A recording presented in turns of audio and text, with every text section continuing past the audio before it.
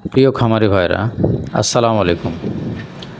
মুরগির ব্যবসা শুরু করার আগে বা খামার দেওয়ার পূর্বে কয়েকটা বিষয়ের উপরে লক্ষ্য রাখবেন। এর মধ্যে ১ নম্বরে রাখবেন রাস্তাঘাট এমন জায়গায় ফার্ম দেবেন যেখানে চলাচলের ব্যবস্থা অনেক ভালো।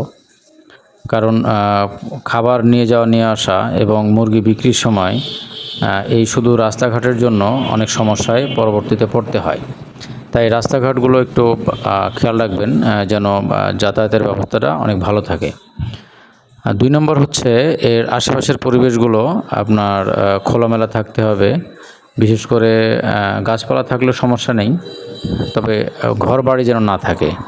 অনেক সময় দেখা যায় যে এক পাশে ওয়াল, বাসার ওয়াল, আরেক পাশে ফার্ম, এটা করা যাবে না।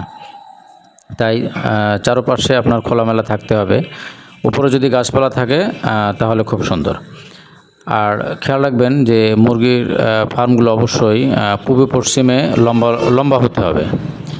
কখনোই আপনার চওড়া ২৫ ফিটের উপরে যাওয়া যাবে না, আর নিম্নে ২০ ফিট। আর লম্বাতে আপনার যত দিতে পারেন সমস্যা নেই। তো এই বিষয়গুলোর উপরে আপনার খেয়াল রাখতে হবে। আরেকটি বিষয় হলো যেই ফার্মগুলো আপনার